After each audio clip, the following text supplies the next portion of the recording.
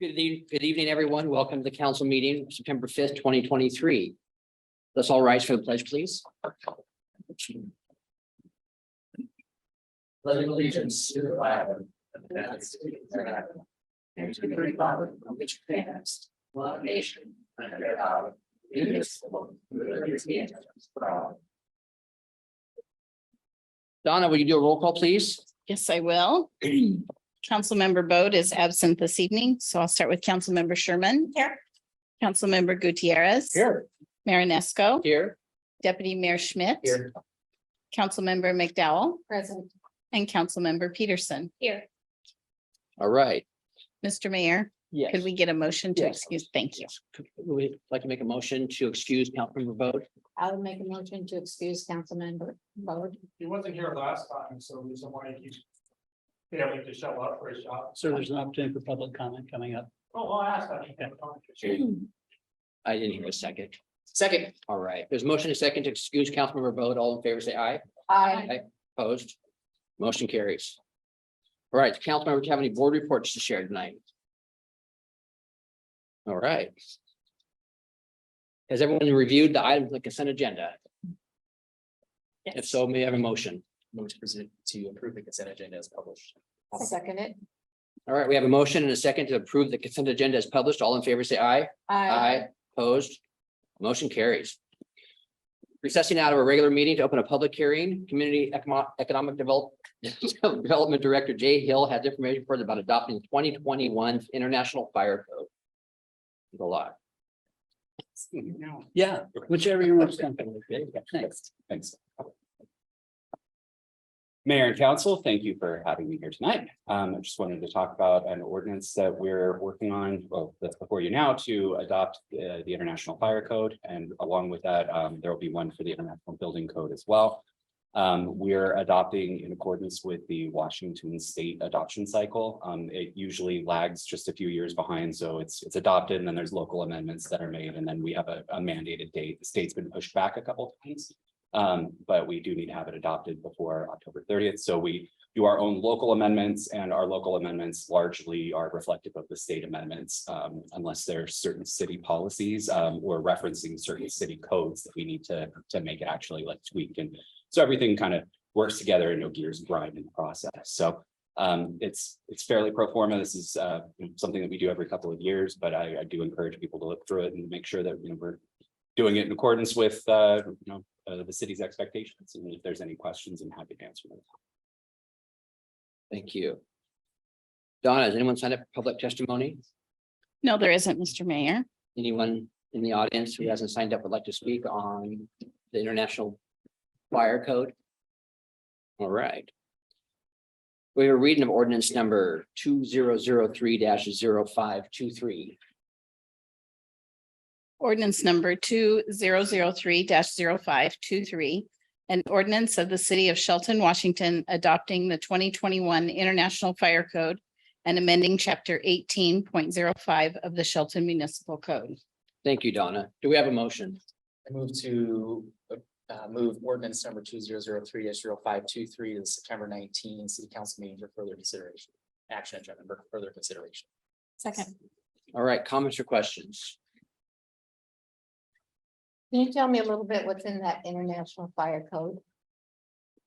A lot. It's a very long document. It has everything to do with roadway standards, curve radii for turning. Our specific local amendments kind of look more at like some gates and well, it's basically to summarize very shortly. It's the standards by which we apply building principles that allow good fire access and fire safety. So everything from standpipes to sprinkler requirements to a whole bunch of things. And it's crafted by the International Code Council, and then it kind of trickles its way through the State Building Code Council to us. Okay, thank you. Which is mandated by the state that we adopt. Correct. We, yes, are required to adopt Yes. the IFC. Thank you, Joe. Thank you. On the enforcement front, so we adopt these policies, but the fire department is enforcement, not code enforcement. So our code enforcement officer will work with the fire department. The fire marshal can do his own investigations and issue things. Our code enforcement officer can assist and follow up as well. Right. Any other comments or questions? And Jay, fire flow is one of the things addressed in here that we've talked about, how that's how that's affecting city water supply and some of our issues that we're working through here. There's not an option to take that piece out. This is a take it or leave it. It's a state requirement. Unfortunately, that just has those effects that we need to then solution based on the backside, correct? That is correct. Okay. We're adopting the minimum fire flow standard. Other jurisdictions that maybe have more wildland and urban interface kind of thing, they can actually even increase their standards, but we've adopted the minimum and yes, that still does impact our water. What does it mean when you say we're adopting a minimum? We could go higher. We could require higher fire flow or set a tighter threshold for sprinkling, things like that. But we're just adopting the state mandated minimums. Okay, all right. All right, any other comments or questions? All right, we have a motion and a second to forward ordinance number 2003-0523 to the action agenda of September 19th for further consideration. All in favor, say aye. Aye. Opposed, motion carries. Actually, down to the public hearing, open another public hearing. Now Jay has information for us about adopting a 2021 International Building Code. Thank you, Mayor and Council. This is the follow-up. This one's a little bit more robust, though, because along with the building code, we're adopting a bunch of other ancillary codes that are tied with it. And so that includes the energy code, plumbing code, residential code, et cetera. This doesn't include, for example, the property maintenance code, which we have talked about before. That's optional. That's not necessarily a required part of this, so we haven't touched that. But the ancillary codes that are listed in the ordinance are pretty extensive. There's a long list of codes and a very thick series of books that go into all of these. And so again, we're updating these as required by the state's code adoption cycle and required to be adopted by October, I think, 20. So. Thank you. Does anyone sign up for public testimony, Donna? No, there isn't, Mr. Mayor. All right, anyone in the audience like to speak on this? Hey, my name is Thomas Wolf, and I actually have a few questions about that. You mentioned that it's going to be affecting local residents. I want to know how it's going to affect local residents, what type of impact it's going to have. Like, are you going to be enforcing any type of tax, any type of regulation? Are you going to be showing up at our homes when you're uninvited? You're going to be coming over there when we have a fire going, which is normally allowed, especially in the countryside. Like, what type of ordinance? You're here for us. Will you talk to us, please? But he's the one coming here and We'll telling us. have him write your name down and he'll get back to you on. I did that last time and you didn't do that. Matter of fact, Jay Harris actually left the building before the end and did not take my name or do anything of that nature. My email is actually kingwolf206@icloud.com for the record. So if you want to send me any information, I would love that. So back to my question, I would like for all available regulations and what you're asking of, and I'm not trying to be a stickler here, but since it's affecting the community, I would like all information regarding that so I can look over it myself. That would actually be very prudent of you to show a abbreviated version and give me the long version so that we could break it down and actually look at it, because you just came in here and told us that you're going to be doing this, this, and that, and you gave us no information on it. And when it comes down to the fire code and all that, I understand that we need to be safe, but I also understand that sometimes these codes overreach their value and they start coming after citizens in ways that we really don't need the extra hassle on. So I would like to have that on record that I want the information and I want to look it over myself. And I would like to stay on it. Before you guys vote on it, I would like you guys to actually look over it before you actually put it into law and see how it actually affects our community. Thank you. All right. Anyone else? Yeah.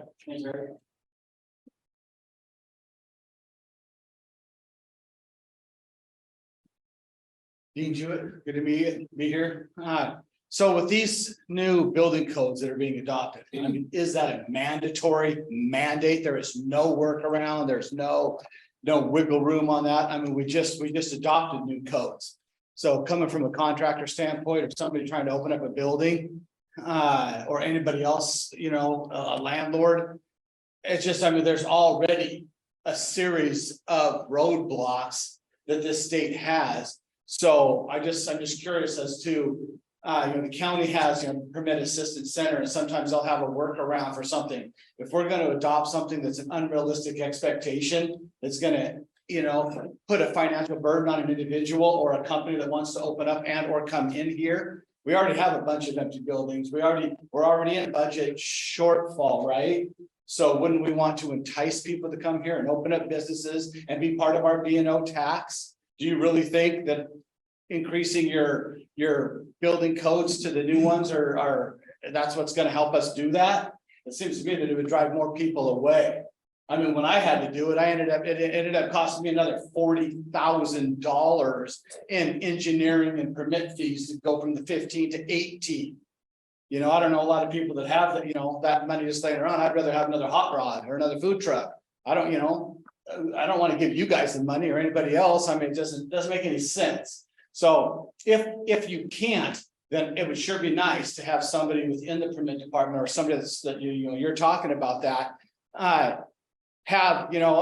Don't just say no, have a workaround, figure out, is there something that we can do and sit down and have that correspondence? Can I do this instead of this? I mean, to put apartments in my building, I've got to punch a 6-inch main across First or Railroad. Well, if I'm not mistaken, Railroad's a no cut zone. So you can't cut that. So how much is it going to cost me to be able to put apartments and or some other housing on top of that, on that building? It's not, it's not economically viable and it could kill somebody's project. So just think about it when we can have that sit down. And if there's a point person within the city that we could have those conversations together to see what we can do. Thank you. Thank you. Anyone else? Donna, may I have a reading of ordinance number 2004-0523? Ordinance number 2004-0523. An ordinance of the city of Shelton, Washington, adopting the 2021 International Building Code and amending Title 18 of the Shelton Municipal Code. Thank you, Donna. We have a motion. Mr. Mayor, I move that we forward ordinance number 2004-0523 to the action agenda on the September 19th council meeting for further consideration. Second, Thank you. Comments or questions? I have.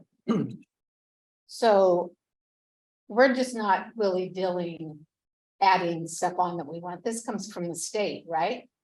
That is correct. So if we were to be lax on something that someone doesn't want to do, if there was a building that collapsed because they took a shortcut, who would be in trouble? If we did not adopt the new code, which we're supposed to by the state mandate, but if we did not for some reason adopt the new code and someone was issued approved permits under the old code and kind of in this scenario, if there were problems related to something that was corrected from the 18 code to the 21 code, we could have some liability for that. We're just not putting these codes on just for the fun of it. We have actual standards that we have to go follow. Every time the codes are updated, it's because the building code council has determined through their research and their analysis that some unsafe condition warrants extra mitigation. And so we're not necessarily adding on new codes specifically. The more accurate description is we're replacing the 2018 adopted codes, which are all available either on our website or on the code council's website in tens of thousands of pages for total knowledge.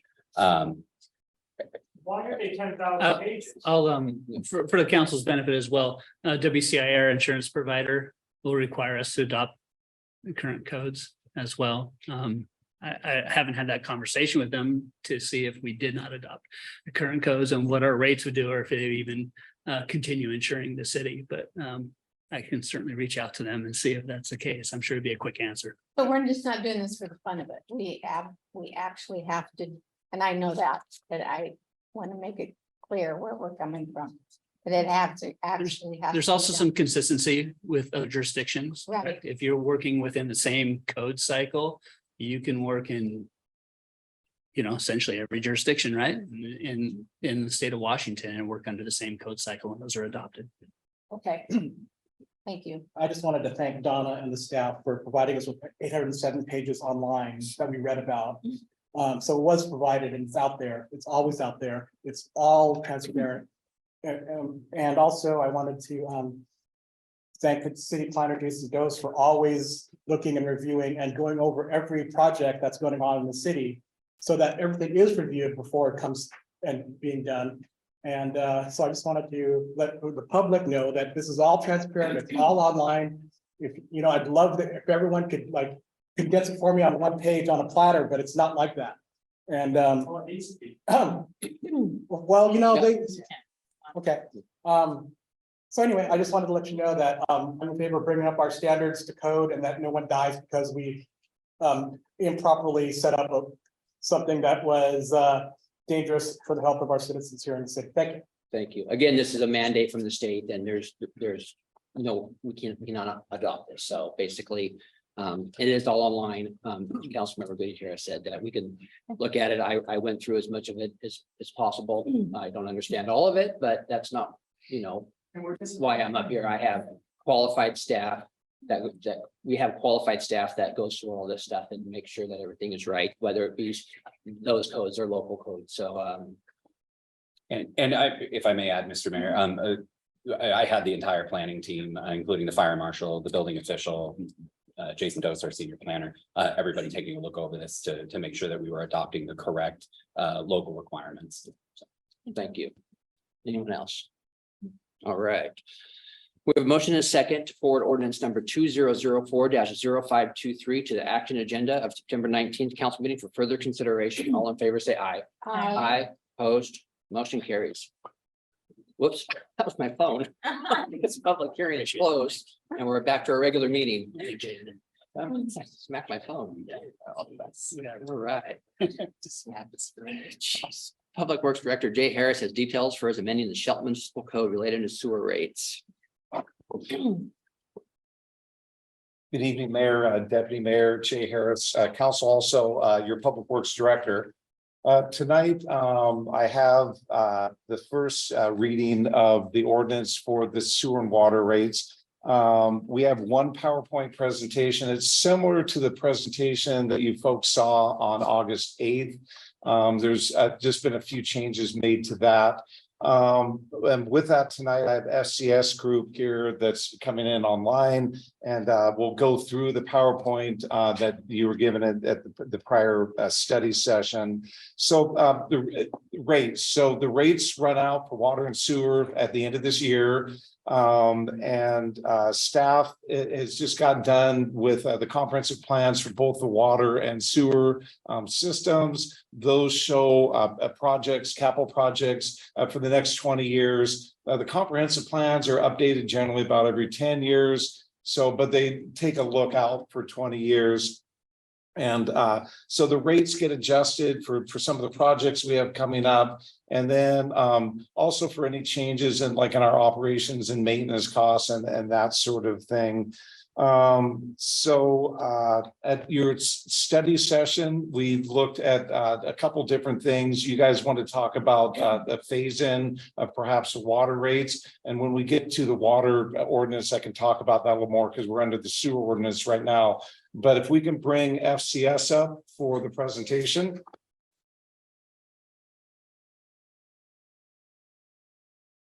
So hopefully Toggy is out there in electronic land. There he is. Hi, Jay. Can you hear me okay?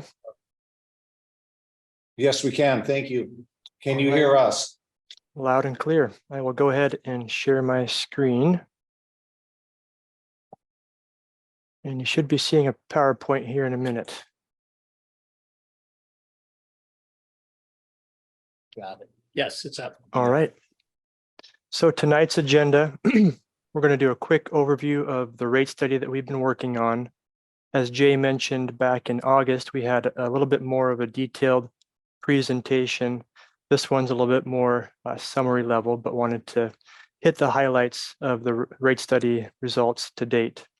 So we'll be talking about the revenue requirement summaries, and essentially what this is, for those that maybe weren't in the room that day, is essentially how much revenue do the water and sewer utilities need to cover their operating and capital expenditures. And we will walk through the water utility results and then the sewer utility results. And then what we'll do is look at a comparative rate survey, both for monthly rates as well as for growth-related general facilities charges. And then we'll hit up a summary for next steps. So the overall rate study involves a policy framework. We look at best practices in terms of operating reserves, capital reserves, look at the different ways the city and its utilities can fund capital projects through a variety of cash on hand, GFCs, rates from rate revenues, and also in some cases borrowing. And that all gets fed into what we call the revenue requirement analysis.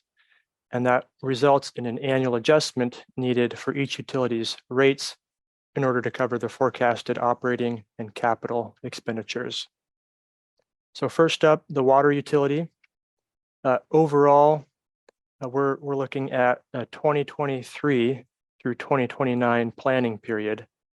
And based on the capital projects identified to date, as well as accounting for grants city staff have already gone out and secured, we're looking at funding the water utility capital improvement program, about 25% from cash and reserves on hand, about 17% from growth-related general facilities charges, 26% grants and a property sale from earlier this year, and then about a third coming from borrowing.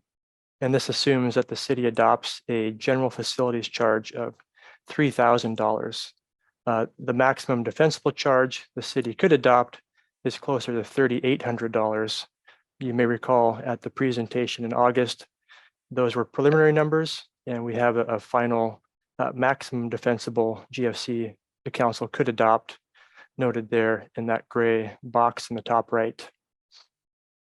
So in order to fund the water utilities operating and capital obligations over this 7-year period, we have this revenue requirement graphic that shows you've got your operating expenditures in the darker colors here. On top of that, existing debt service that the city has already committed to repaying in the green color. And then on top of that, there is some forecasted borrowing, more in the out years here in that pink color for new debt service.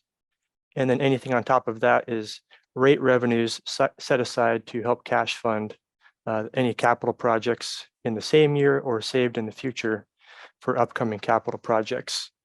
And so what the rate forecast is recommended to be is 3 years of 14% rate increases. You can see how that changes the revenue under today's rates in that solid line into the dashed line here, which would go up about 14% per year alongside those across the board rate adjustments. What this would do to a typical single family monthly bill.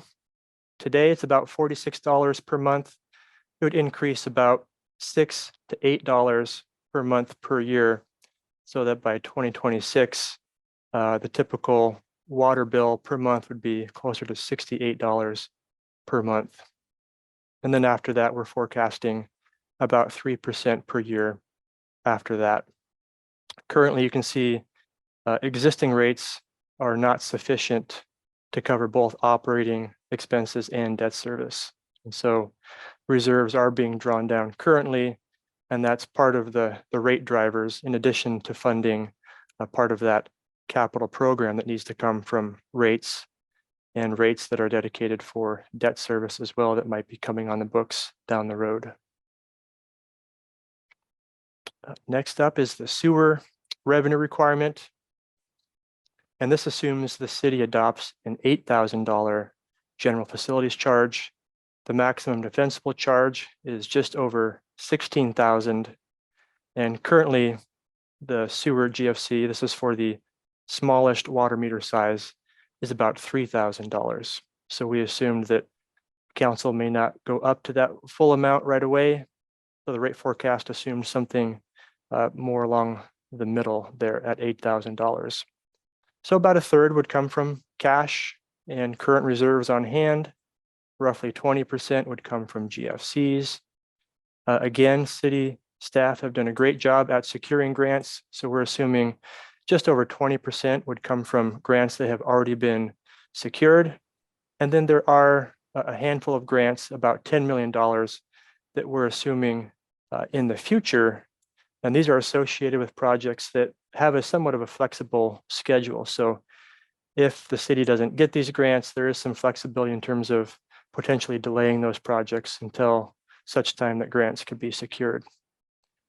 And in order to fund and meet this capital funding strategy, we're forecasting annual rate increases of about 4.5% per year. So a typical monthly bill for a single family customer is about $114 per month today. That would increase by about $5 to $6 per month per year associated with those annual 4.5% rate increases. You'll notice here in the out years, there is a significant Public Works Trust Fund loan that is repaid in 2028. So that could be a good time to check the rates again to see what the cash flow needs are at that point in time, as there is some cash flow that is likely to be freed up at that time. And then lastly, the comparative rates and charges. So we looked at a variety of both regional or nearby utilities and also some comparable utilities that may not be close geographically, but based on input and conversation with city staff, shared a lot of characteristics to the city of Shelton. You know, for example, Monroe, Sedro-Woolley, Snohomish, for example, they have similar types of operations, and so they're comparable in that respect. And you can see here a combined water and sewer monthly bill is about $160 per month. With those rate adjustments that are recommended, that would increase to just over $170 per month in 2024. Another survey that we did was the general facilities charge, and these are the charges that are paid upfront by development as growth occurs and as new parcels connect to the existing water and sewer utility infrastructure. You can see here, City of Shelton right now, among the lowest of the survey group, about $4,500 for the combined water and sewer connection charge. If the city were to adopt the $3,000 water GFC and the $8,000 sewer GFC, that would be about $11,000 in total.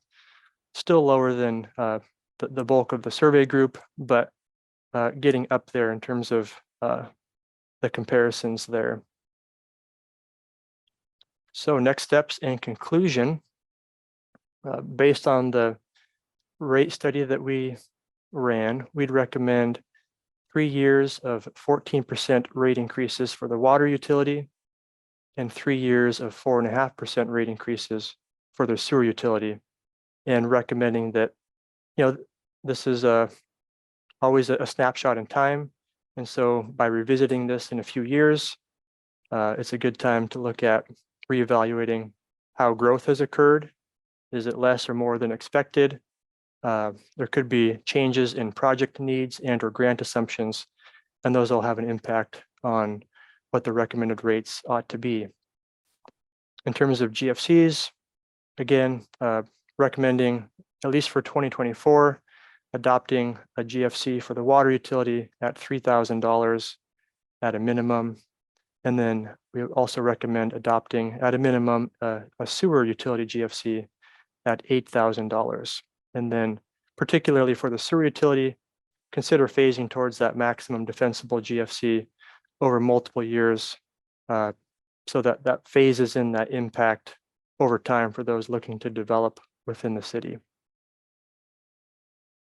And that's the end of the planned presentation. Thank you. Before we ask the audience for a comment, Mark, can you explain the funds on how the utility funds work? Water and sewer and the stormwater?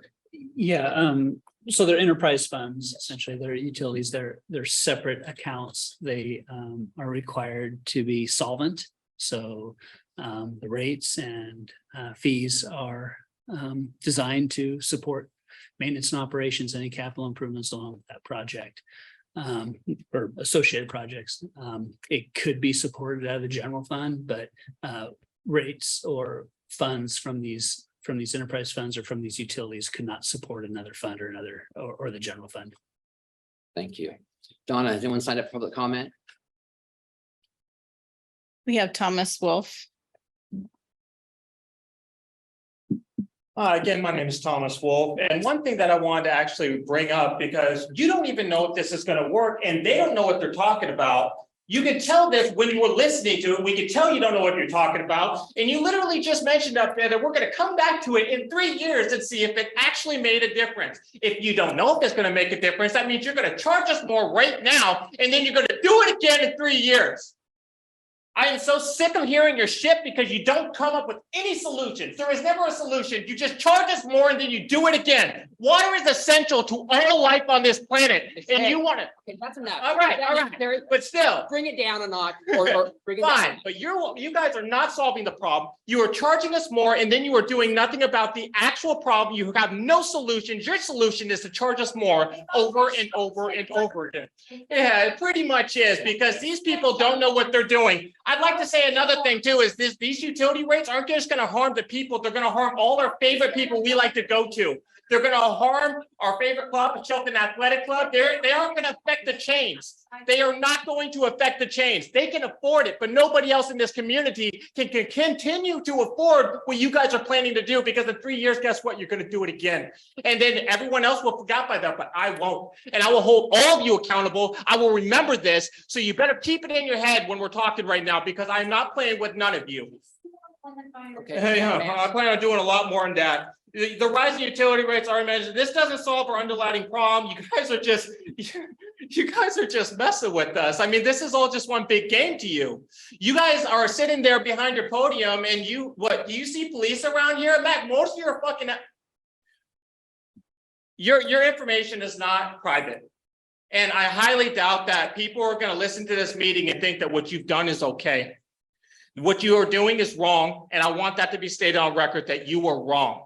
Every one of you here today are wrong. It is not okay to keep charging us more for water. It is not okay, because water is essential to all life. You are harming our businesses. You are harming our community, and you are just, it seems like you don't care. And I'm looking at you directly, since you're the mayor. It really doesn't seem like you care. And, you know, the majority of people, the very people you work for, are against another increase. The very people that you work for are against it.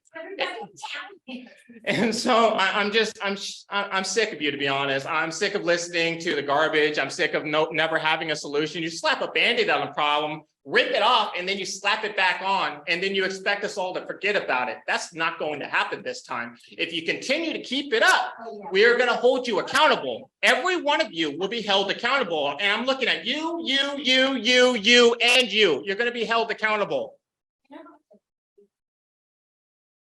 Yeah, I also want it on record. I want all of your public financial records. I think it's time we see what you're getting paid. All right, where were we? Anyone else in the audience like to speak? No? Yeah. I have to speak.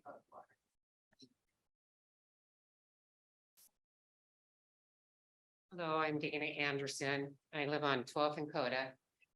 And I'm practically the only person that waters, and I have great pride in my home and my yard. And I've had a vegetable garden my whole life.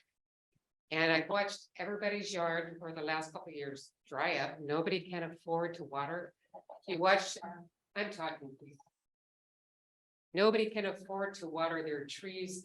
One cigarette butt would light up all of downtown Shelton with all these horrible fires. I'm terrified from July on. And I've watched one house burn down. I certainly don't watch my neighborhood burn down. So I'm concerned, and it's a hardship. My bill in the winter is about $100 or less. When I first moved in my house, it was $40, $50 in 91. And in the summer, it's $250. So I become a vegetarian because I can't afford to buy meat. Probably healthier for me, but I'm ready for a steak. And it's a hardship. And it's very sad to see everybody lose pride in their yard because they can't afford to water their yards or their trees. Thank you. Thank you. Anyone else in the audience like to speak? Is anyone else signed up? Anna? Not for this topic, Mr. Mayor. All right. May we have a reading of ordinance number 2010-0723? Ordinance number 2010-0723. An ordinance of the city of Shelton, Washington, amending chapter 14.28 of the Shelton Municipal Code relating to sewer rates. Thank you, Donna. Do we have a motion? Mr. Mayor, I move that we forward ordinance number 2010-0723 to the September 19th city council meeting. Action agenda for further consideration. All right, comments or questions? I have a question. Under, I want to point directly to the page where it has the schedules 1 through 7 about the rates. And then schedule 6 was industrial and it says case by case basis. Sewer utility and monthly sewer rates. Schedule 6 industrial. So we have a large, we do have a large industrial plant in town, and what are their rates and is it comparable to what the citizens are paying?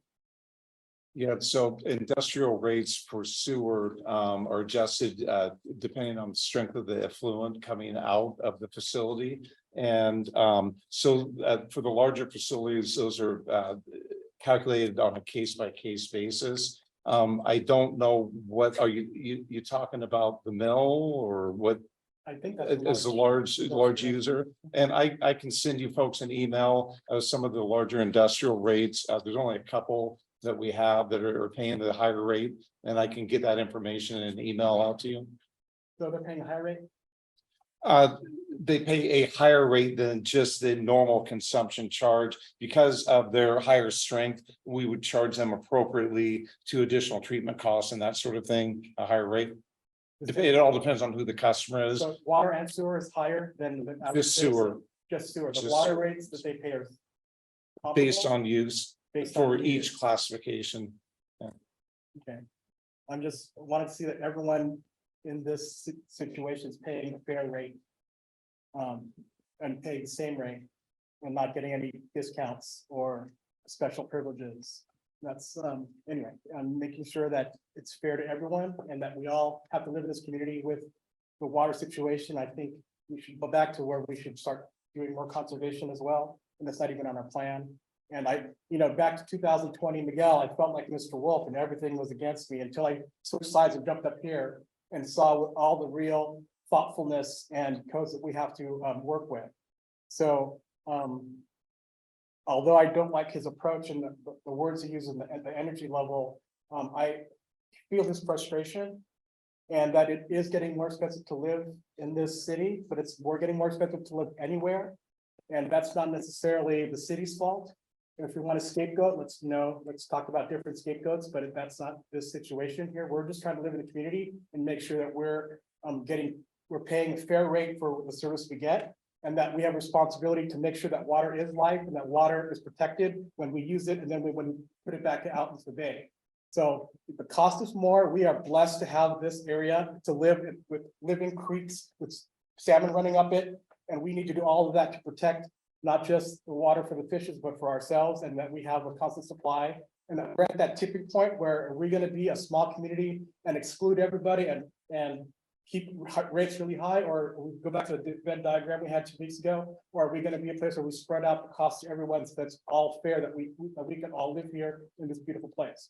And that's my 2 cents, and I just want to let people know that we all feeling this, and this hurts a lot.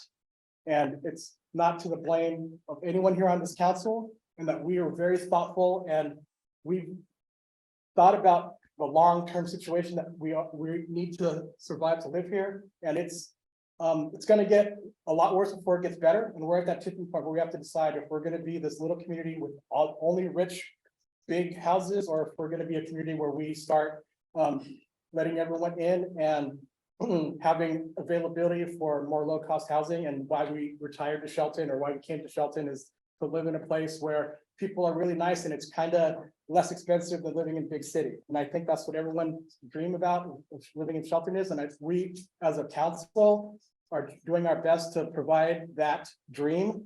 But the reality is, it's a lot tougher than trying to make everything simple for everybody. It's a lot tougher. We have to wake up to that. So that's my 2 cents. Thank you, Councilmember.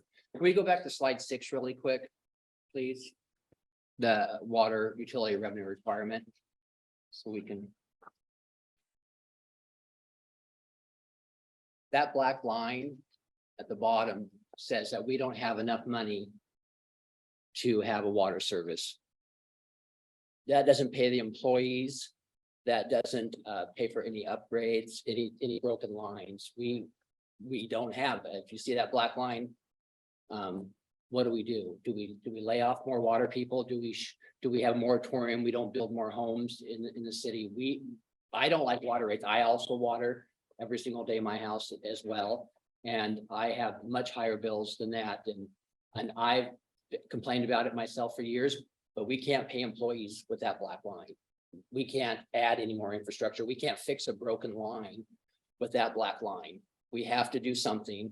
It's steep, and I about fell off my chair when I saw the first 14%, but it is the reality. I mean, we want safe, clean drinking water.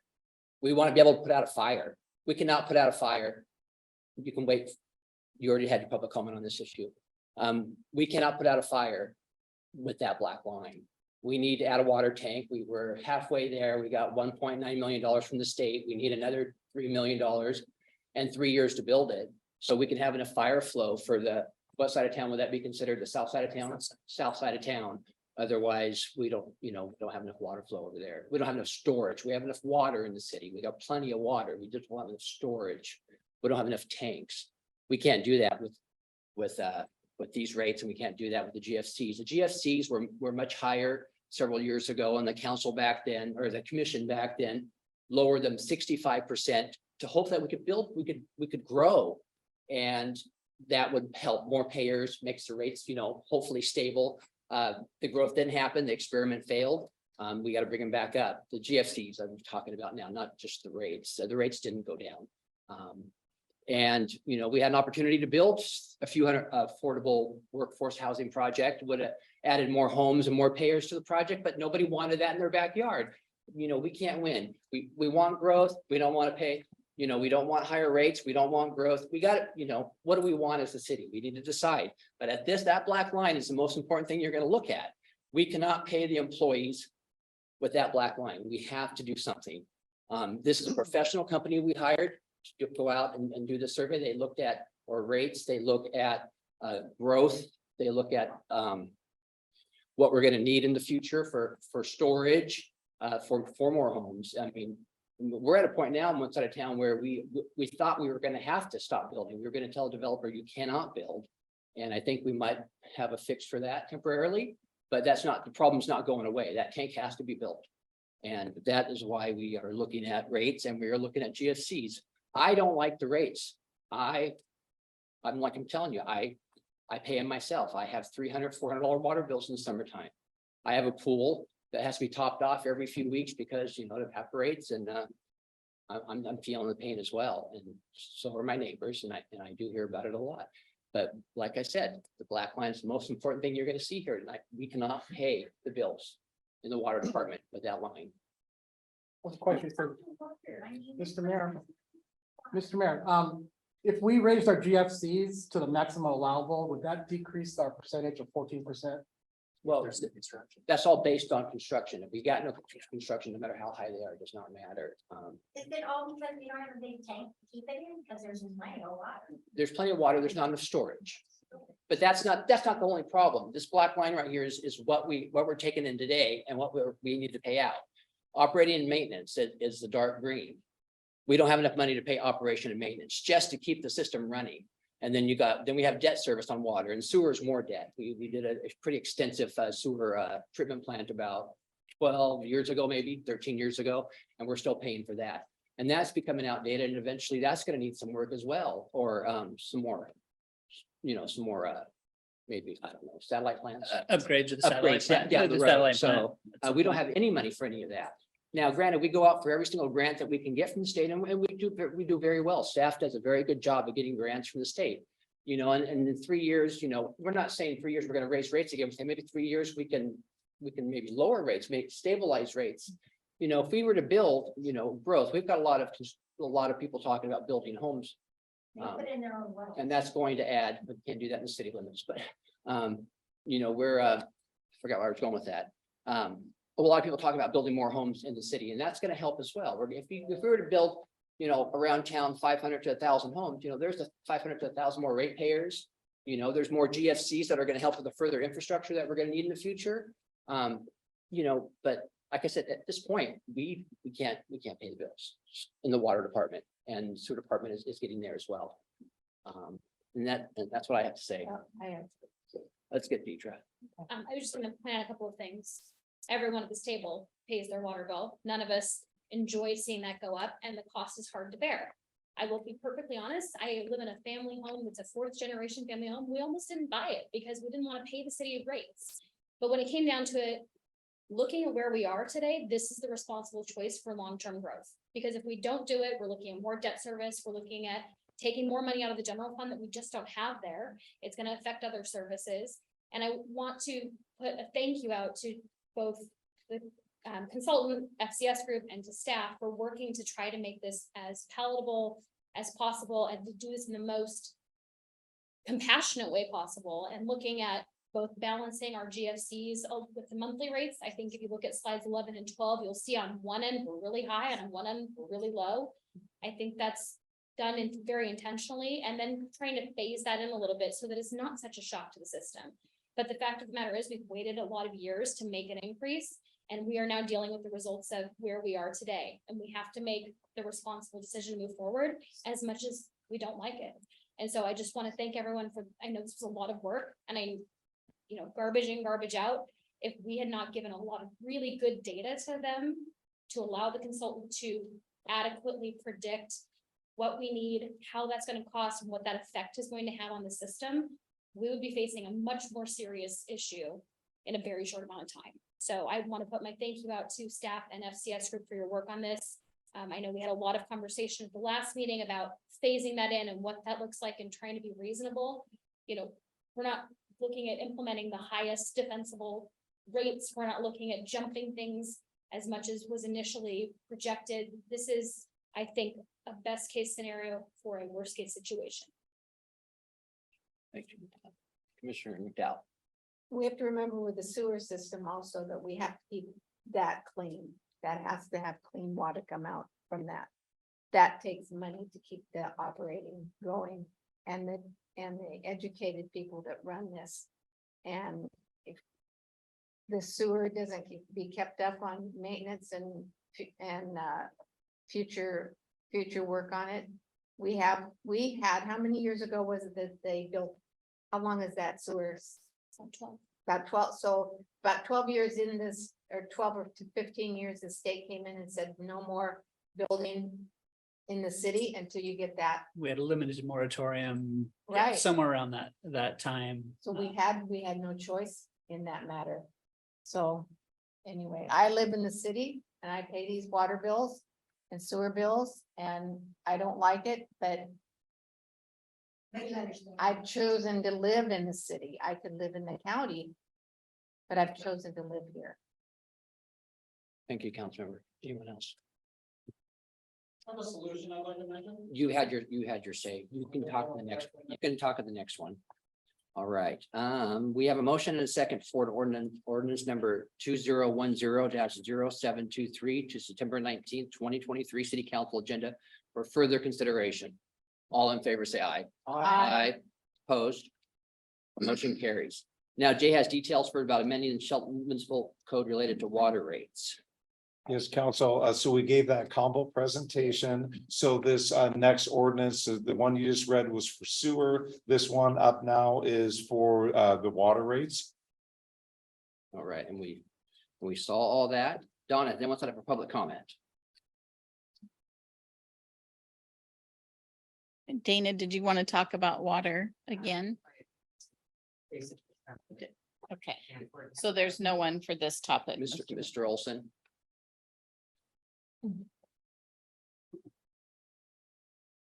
Rick Olson, I appreciate you guys taking on this job. It's not easy being treated like that.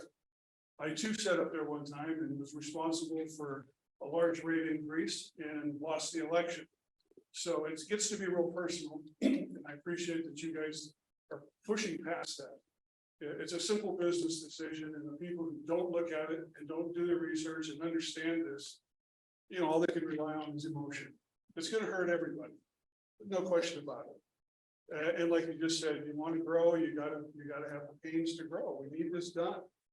We're not gonna be able to in the future if we don't do it right now. So once again, I appreciate you guys doing it. I'm proud that you hired a consultant and that you're sticking with their recommendations. That's real good. Thank you. Thank you. Because Mr. Wolf, you can come up, but I'd ask you to be respectful, please. And you don't need to yell at us. We can hear you. You're 12 feet away. Oh, yeah, I know. Thank you. So for the utility rates, I think you guys are hiring the wrong experts. And this is actually a very decent thing that I'd like to say is you guys are hiring the wrong experts. Instead of looking at what it's going to cost, you could look at how you're going to pay for it. So instead of applying yourself in a proper manner, you were just choosing to take the easy way out and charge us more money.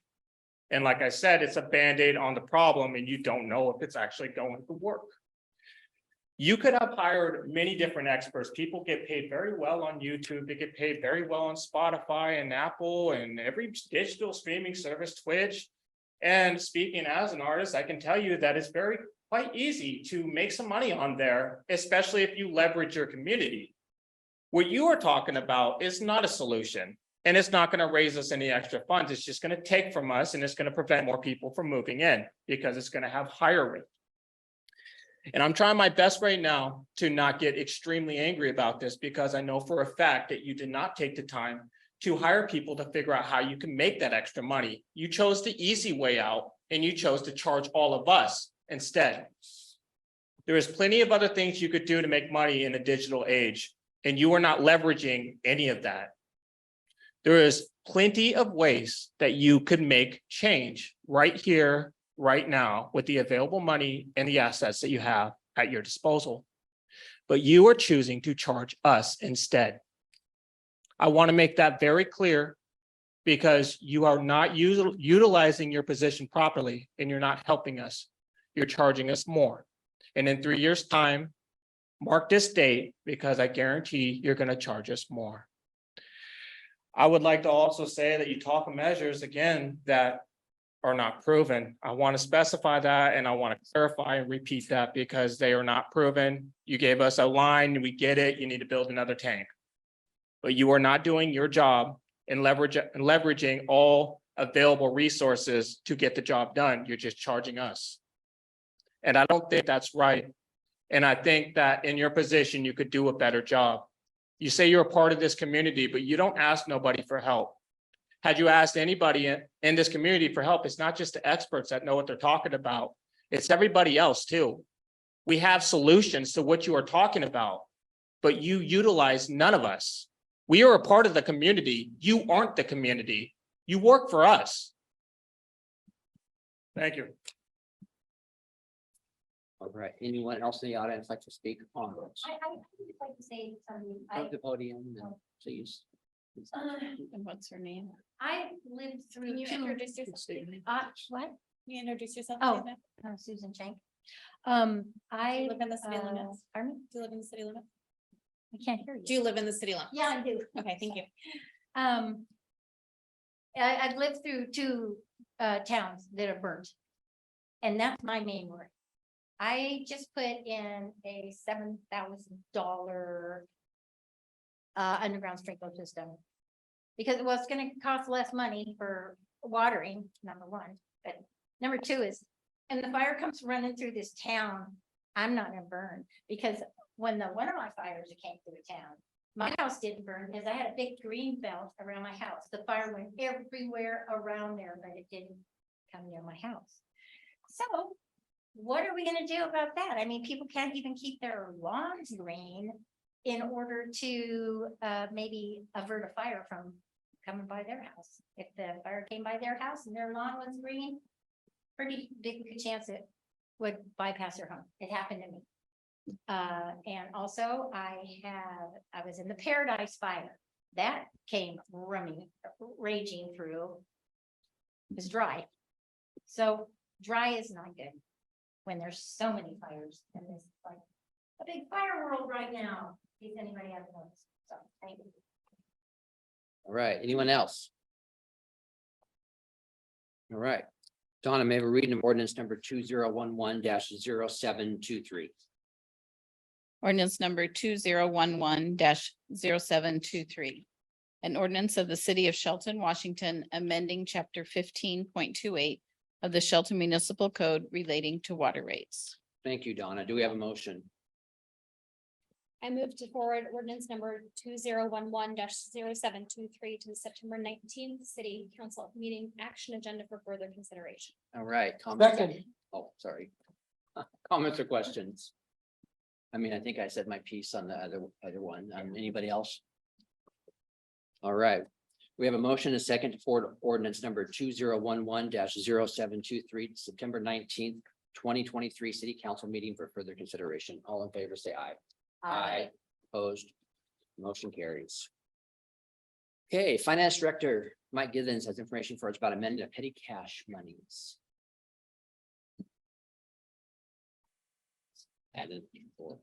Good evening, Mayor and members of council. This resolution for your consideration is to add $300 to our petty cash holdings. As you know, we've reduced staff member and customer service. We have to train some other staff members to be able to backfill. We need each person to have a cash box so that we're not sharing. That's not allowed by good practice. And so this is what we're asking, because it's held in a resolution, we need to update and increase the amount from $1,400 to $1,700 so we can facilitate coverage at the front desk. Thank you, Mike. Donna, anyone set up public comment? No, Mr. Mayor. Anybody like to speak on this? $300, okay. Do I have a motion? Mr. Mayor, I move to forward resolution number 1287-0823 to September 19th, 2023 action agenda for further consideration. Comments or questions? Excuse me, Mr. Mayor, who was the second on that? Miguel. Thank Oh, Who's Joe? oh, you. Joe. Thank you. All right. We have a motion and a second to forward resolution number 1287-0823 to December 19th action agenda. All in favor, say aye. Aye. Opposed, motion carries. Our last business item is interlocal agreement with Mason County for joint comprehensive planning, Community Economic Development Director Jay Hill. Mayor, council, thank you for having me again. Be up here, I think, a couple more times tonight too. It's a busy night and a couple of things are about the comp plan. So this is as a reminder, and for everybody's in the audience's benefit and everybody's watching. The city is required by the state's Growth Management Act to update our citywide comprehensive plan every 10 years. The state provides us $125,000 in grant funding to do so. And the city has committed $75,000 of its own money to accomplish that plan, which will be done by June of 2025. Mason County down the street is also working on their comprehensive plan concurrently. And in talking with the planning director, we determined that there was a lot of opportunity for joint planning and also for setting areas of responsibility. So we know what is ours to do and they know what theirs is to do. And then there's some places where there's efficiency of scale by working together. We're both also using the same consultant, hopefully, the contract is up for action tonight. And that's SCJ Alliance. And so by us using the same consultant and by having this interlocal agreement, we expect that we can save, each of us save about 50% of the cost of these items that are identified in the interlocal agreement. So we actually drafted the interlocal agreement, our city attorney and myself, and we sent that along to the county. The county has already approved it, and it's now waiting for your approval on the 19th. So. Thank you, Jay. Donna, anyone set up a public comment?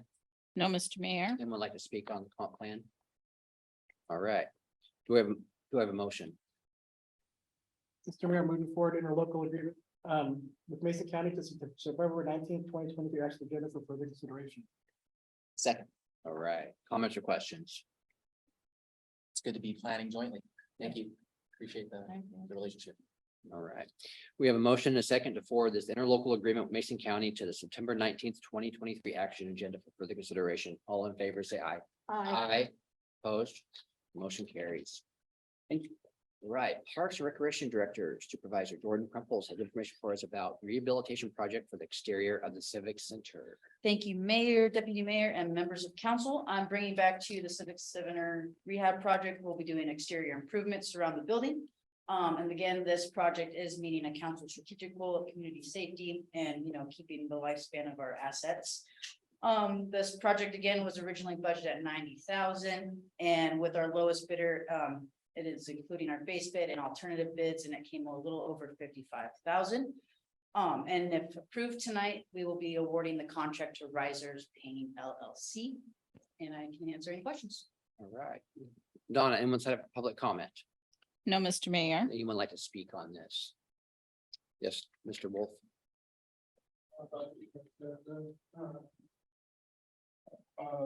I actually have not seen anything about this, and I would like to look more into what this is. What is this thing you talk about rehab center? Is it like this building? All right, so is there a rehab center here?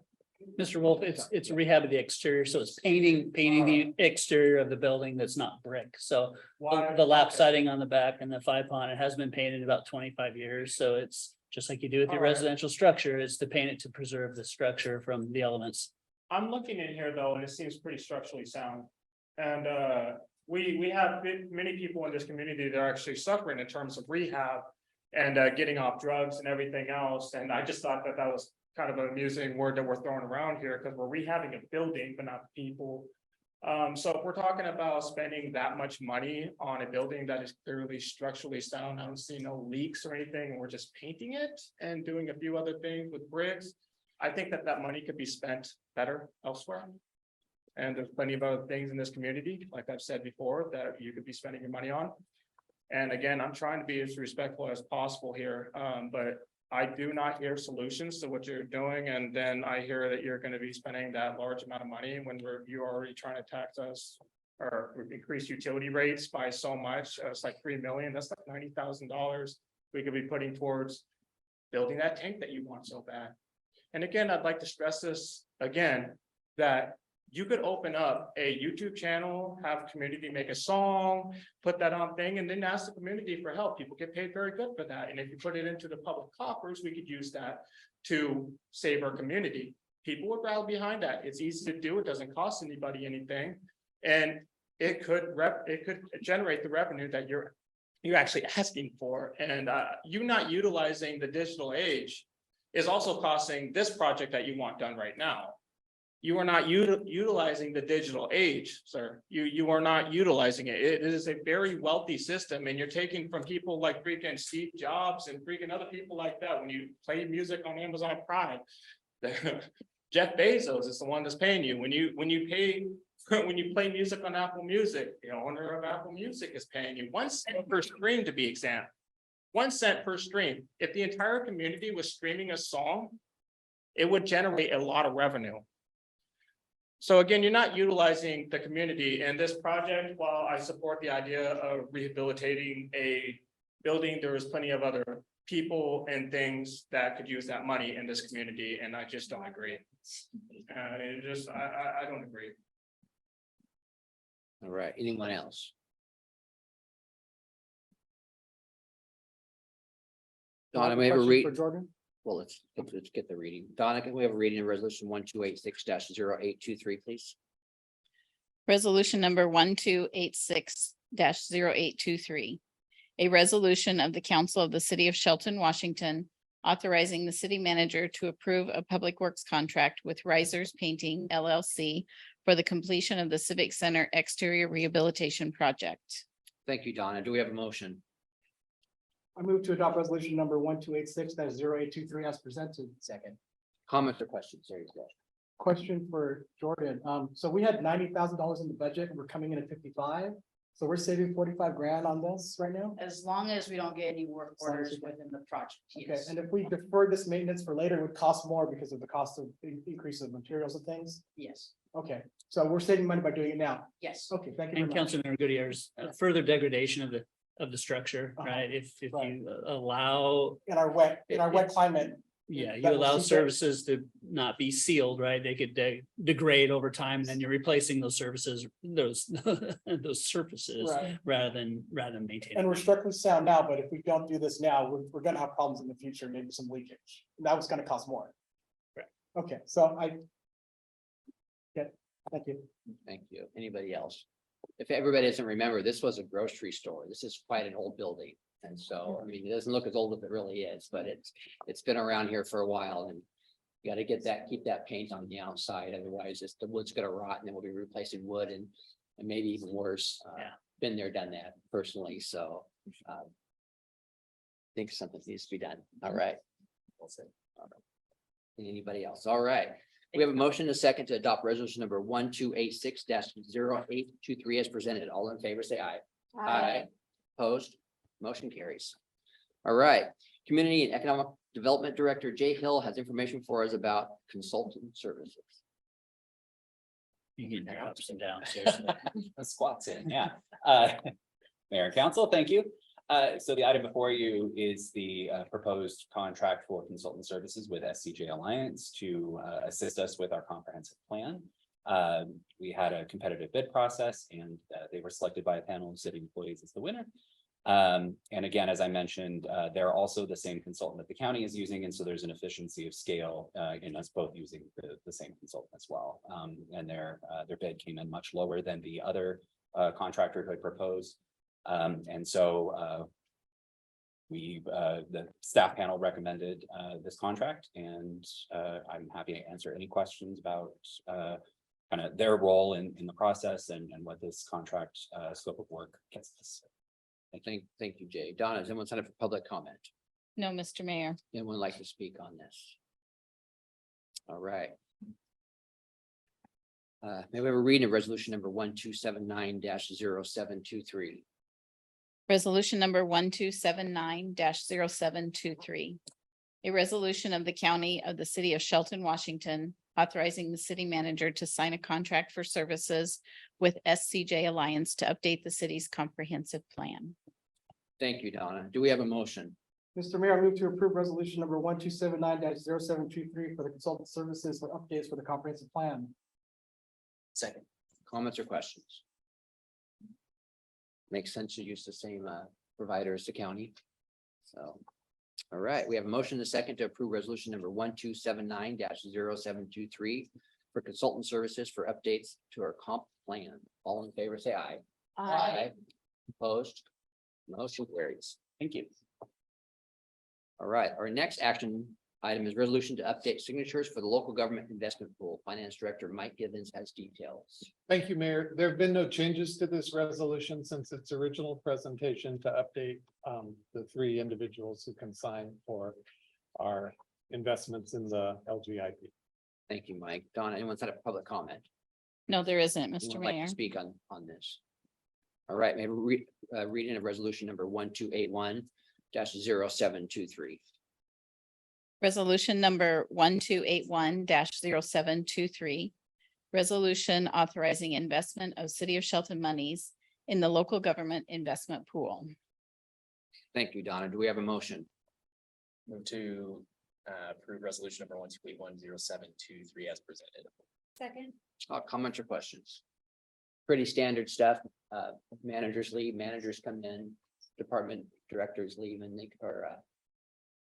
finance Come directors back. come in and they leave. And so we have to change all that stuff around. So it's pretty easy stuff.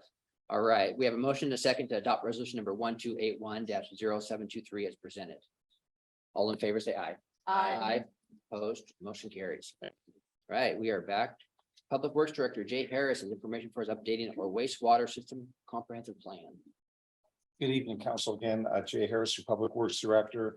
Wastewater comprehensive plan, we've been working with Grant Osborne for 2.5 years. That plan talks about the existing conveyance system, pumping and treatment, and the capacities of each particular component of the system existing today. And then in the future, as more growth happens, what needs to happen to expand the system for future users. And anyways, a couple of the goals I'll just read real quick. We want to improve the in-stream flows to Goldsboro Creek. That's our membrane plant, injecting the water up there. We want to minimize the discharge of pathogen to Hammersmith and Inlet and Oakland Bay for shellfish and recreation. We also want to work on dissolved oxygen going into the bay too, and try not to deplete that. We want to encourage our reuse system and the expansion of it. Had a great meeting today with the Department of Corrections. We talked a lot about their increased use of the system. And then we just want to replace aging infrastructure, and we want to be a reliable and resilient system. There's been no changes to the resolution since our last meeting. Thank you, Jay. Donna, anyone sign up for public comment? No, Mr. Mayor. Anyone like to speak on this? Yes, Mr. Wolf. Is this the infrastructure plan you were talking about when I asked you if they had signal, you were talking about signals and relays and you wanted to install a monitoring system and then you dipped out before the end of the meeting, before taking my information? Is this the same one? Okay, go ahead and answer. Go ahead. No, it isn't. That is our standards manual I think I was talking about. And I tried to catch up with you, but you were leaving with a young child and you walked out. I couldn't catch up with you. I was actually, just for the record, we were all out there chilling and talking. You weren't there. Because I walked out after you. I apologize. Okay. We didn't connect, but Were you- okay. Were you hiding? around? We'll certainly get the information for you, Mr. Wolf. All right, well, you know, I understand that you need to fix the infrastructure and everything, but what are you actually going to do to solve the underlying issue? Besides everything you mentioned, it sounds really nice, but we talked about this last time. And it seems like you're talking about basically causing us more problems instead of actually fixing them. And I'm getting kind of, I want to ask you for what I asked for last time. So I thought this was the same thing, but I'd like to ask you for the information about what you're talking about, and I'd like to go over it myself, please. And you guys have my email. I put it on record. I've got Mr. Wolf's email. Yeah. Make sure he gets the sewer comp plan. Thank you. And our comp plan is online as well. It's a very large document. So Yeah, and that's actually another thing. You keep giving us books to read. I gotta read it too. Don't get me wrong. Yeah, reading's great, but when we come in here and we have specific issues we want to talk to you about, it really does not help when you have a book for us to read ahead of time. We want to come in here and talk to you with one problem at a time, and we want to solve one problem at a time. And you give us entire books to read that are almost as long as Lord of the Rings, and I don't know what to say to that. Like, you really expect us to read every last thing? I want this to be put on record that you guys are making these things way too long, and these meetings are way too long. We could have been out in a half hour if you just made this shorter, more consistent, and allowed us to solve one problem at a time. Right. Anyone else? And may we have a reading of resolution number 1282-0723. Resolution number 1282-0723. A resolution of the city of Shelton, Washington, adopting the November 2022 sewer comprehensive wastewater facility plan update. Thank you, Donna. Do we have a motion? Mr. Mayor, move to adopt number 1282-0723, the water comprehensive plan. Second. All right, comments or questions? This is, we passed public comment on Oh. this, yeah. I'm sorry. And again, Jay, this isn't mandatory from the state of Washington that we do these comp plans every 6 or 10 years. Every 10 years, Yeah. it's 20-year look. I want to thank you and everyone at the water treatment plant, everything we do for the water before we release it back out into Hammersmith Bay, because we do have a shellfish industry that we need to protect. And we do need to keep it clean for recreational use. And if we don't do these things, we could end up with an algal bloom and everything dies in the bay. So I want us to realize that what we're doing is for all of us in the community to keep this place livable and safe for the future and not just now. And we're gonna have to eat it for a little bit because prices of everything has gone up. So I just wanted to let you know that I appreciate everything you're doing for not just us in the city, but for the animals and the plants and the fish and the things that we rely on for clean water in this environment. Thank you. Thank you. I want to, we'll get really quick. Again, our wastewater treatment plant has received how many awards from the state of Washington in the last several years? Clean audits, I think we're. Shoot, sorry, I know it's four, at least four in a row, but it's been some time, yeah. And it's a testament to the staff. That are working down there so diligent in making sure that we're meeting standards, and State Department of Health has standards that we need to follow. And those change from time to time, and they require some improvements of this system from time to time, and that's why we have these planning documents, so we can plan accordingly and make sure that we meet those standards on an ongoing basis. And water is life, and we're protecting it, so thank you very much. We have great waterways out there, so. All right, anything else? Okay, we have a motion and a second to adopt resolution number 1282-0723 as presented. All in favor, say aye. Aye. Opposed, motion carries. Jay has another resolution update, the water comp plan. Yeah, so thank you, council. The staff had worked with our consultant, Carrillo Engineering on it. We worked about 3 years with them. About when I started, we started working with them. And Carrillo worked with us. We've defined the city's retail service area, described the existing water system the way it is today. We established criteria for minimum performance of our water system. That could be pressure, hydrant flows, that sort of thing. They projected the future demands on the system as we grow. And there was a 20-year capital plan, sort of a common theme to the sewer, that we go look out 20 years to try to estimate how large we're going to be, estimate a capital plan. And then the plan will be updated about every 10 years. And we did the water use efficiency goals at our last meeting to talk about some ways that we could be a little more efficient with water. And there was no changes to the resolution since the last meeting. Thanks, Jay. Anyone in the audience or signed up for this?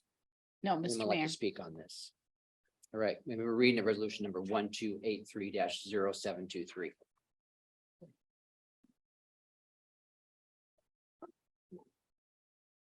Resolution. Is this what we were talking about last time? This is a About the signal relay? This is a water comp plan. This is what's required by the state for us to do every 10 years to make sure that we have the infrastructure in place, what we're gonna need as we grow, correct? That's how you would word that? Some stuff, yes. Okay, yes. All right. Are you ready for a reading? Yes, Mr. Mayor? please. Okay. Resolution number 1283-0723. A resolution of the city of Shelton, Washington, adopting the 2023 Water System Comprehensive Plan update. Thank you, Donna. Do we have a motion? Mr. Mayor, I move to adopt resolution number 1283-0723 as presented. Second. All right, comments or questions for Jay or staff? Pretty standard stuff. We do this every 10 years. It's a lot of work. So we have a motion and a second to adopt resolution number 1283-0723 as presented. All in favor, say aye. Aye. Opposed, motion carries. Our last item is another resolution from Jay. Yeah, Council Jay Harris, Public Works Director, Design and Construction Standards Manual Update. Staff had been working on Chapter 2 for, oh God, well, I started about 3.5 years ago. We had Grant Osborne work on it for a little bit. We had a couple other consultants look at it. RH2 was one, and gave us their updates to take the manual and the current street standards. So staff can actually implement at the counter, at a pre-application conference, construction plan phase, the standards manual a little more efficiently. They can sit down with folks and go over things. Have the development code rewrite committee. Did I get that right? Steering committee, yeah. The steering committee. Steering committee, That yes. was in 3 different times on the infill lot standards part of it. That most cities say you build a half street improvement no matter where you're at, whether you're a partition or someone that wants to build a house. And we came up with some more flexible standards there for the smaller lot development, had 2 different study sessions with you folks on it. So anyways, the manual's been around, a lot of different consultants, staffs worked on it. I brought it to you and other committees. And this is sort of the culmination of a lot of work over the last couple of years. And there's been no changes made since my last presentation. Thank you, Jay. Donna, anyone signed up for public comment? No, Mr. Mayor. Anyone in the audience like to speak on this? All right. We have a reading of resolution number 1284-0723. Resolution number 1284-0723. A resolution of the city of Shelton, Washington, adopting changes to chapters 1 and 2 within the city's design and construction standards. Thank you, Donna. Do we have a motion? I move to adopt resolution number 1284-0723 as presented. All right, comments or questions? Wanted to thank Jay for keeping us up to date.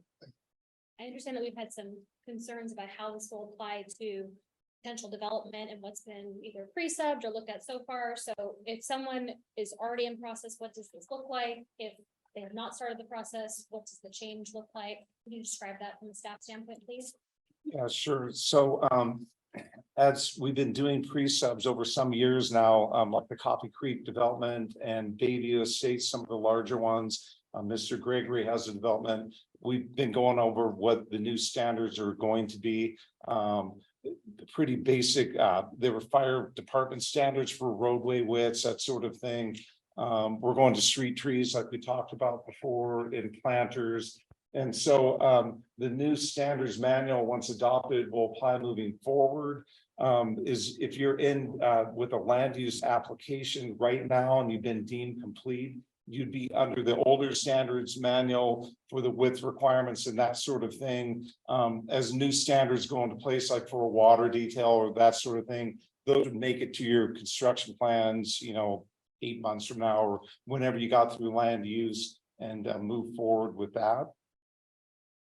I wanted to thank you for providing all that material and updating it and providing us with these 1-page things that are available online to talk about the summary of what is in that plan. So thank you. That's for all of our briefing items are like this, that you provide a whole bunch of info for us and then you summarize it in one little page. And so thank you very much for making our jobs a lot easier. And I hope that the audience would also check into the online, get your information online and come prepared to read the 1-page summaries if you don't want to read all the 807 pages that we get almost every week. So thank you very much. One thing I failed to mention too is one of the goals is to make, and council got me going on this 6-7 months ago, is to have a few more flow charts and that sort of thing. So with the infill development standards, you start here and you end up down there. There's some other sections in the manual where we're going to try to make it now so you can navigate it a little easier. And this is we've had 3 study sessions on this subject and then business, and now we're on action. So it's been what, a year? Like Jay Since we mentioned, started the this. steering committee was year and a half. Yeah. More, yeah. So I'm losing track. I apologize, but That's been looked at. when we talked about design standards for single family residential structures and some of the changes we made to chapter 20. And have so we received any feedback from either staff or our potential developers that give us pause or concern? Because I know it's obviously gone through several evolutions since we started at the committee level and gone through council and back out and forth. So is there any worry from staff that this is not in a good place to move forward, or there's concerns about the communication out to the building community? we certainly have heard from individuals within the building community. Yes, this affects the cost of development, especially these infill lots. And what we're talking about are platted lots already. So the Coffee Creek subdivision, if you will, that's a new subdivision, right? They're creating their lots, they're creating their blocks. They're coming in and making all those public improvements that are dedicated to the city, right? Whether it's infrastructure like sewer and water and storm systems, to the streets, curb, gutter, and sidewalks. So the differences are these platted lots that we already have. And we have a number of those still in the city. Some of them are, within a block with you know, there's might be a house on each side, there's a couple houses on each side.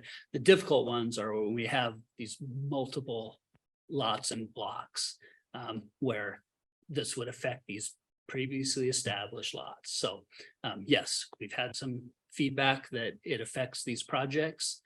Certainly,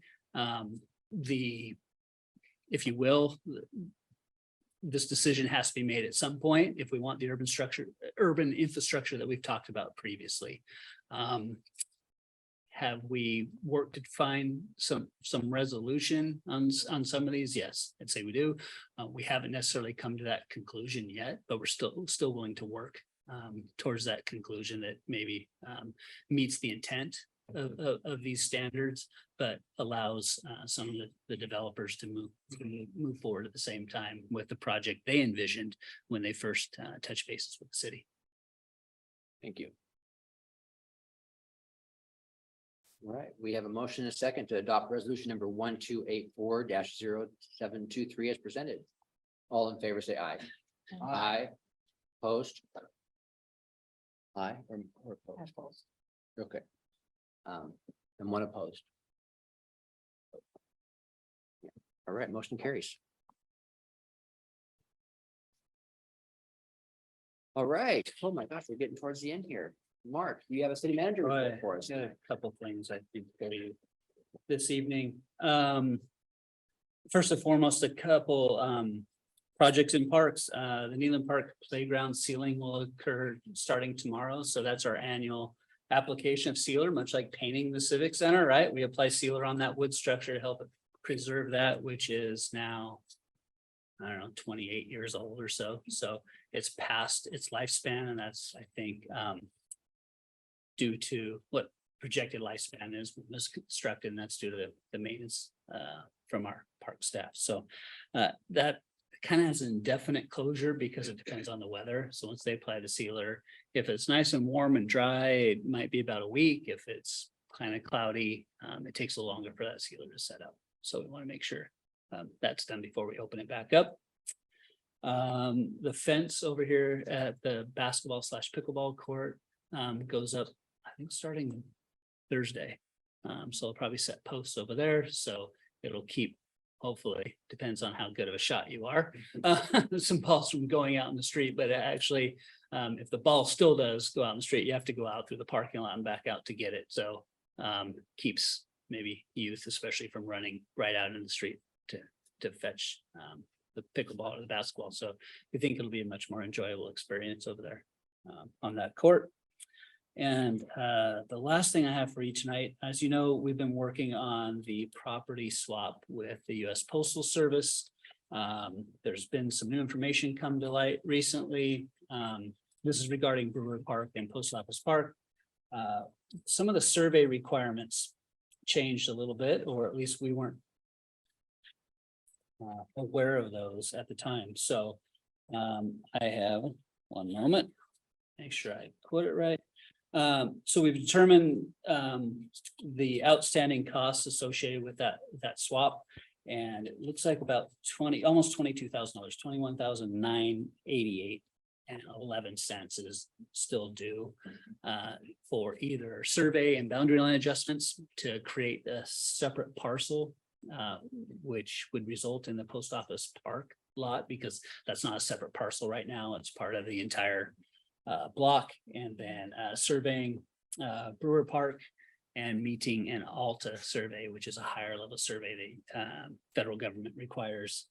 And then there's still some payments that are due to the Postal Service to process that as well. So just want to make sure the council is aware of that. And if you wanted something to come back to a council meeting at a later date to reconsider or further consider this project, I'd be happy to bring that forward to you. I would like to reconsider what's going on and the fees and costs and bring it back to council. Okay. I'd like to reconsider that. Anyone else? All right. Consensus there, Mayor? Sounds like there's no consensus to bring it back. No. Okay. So continue with the swap. I mean, I think at this point, it's still the smart move. I mean, really what we're trying to do here is avoid having Post Office Park become a parking lot, which is what the original proposal was. I think this addresses that, and I applaud city staff for continuing to work on this, because it's been over 2 years now. And trying to negotiate something that will maintain green space for the community that's valuable. And if that's the best offer that we have at this time, and we feel confident, that I'm comfortable moving forward. Kathy? Yep. Yes. Yep. Joe? So just to be clear, this is an additional $23,000 in cost escalation from the federal government. Yeah, Essentially, yes. so I'm a no, we're done. We've spent how much today? $50,000? 15, I think 15. Oh, right. So I'm. Actually, we paid 25. Yeah. Yeah. Yeah, it was The supposed to survey, be this we've already great paid on swallow. the survey, after we went out with the scope of work for, the survey consultant, USPS notified us after the fact that the Alta survey would be an additional requirement, and that's $7,500 in addition to. And if we didn't move forward, we would keep our park. So we wouldn't be losing any space. We would keep the remaining park space. We would Right. lose post office, we would lose post office park. It would Never really.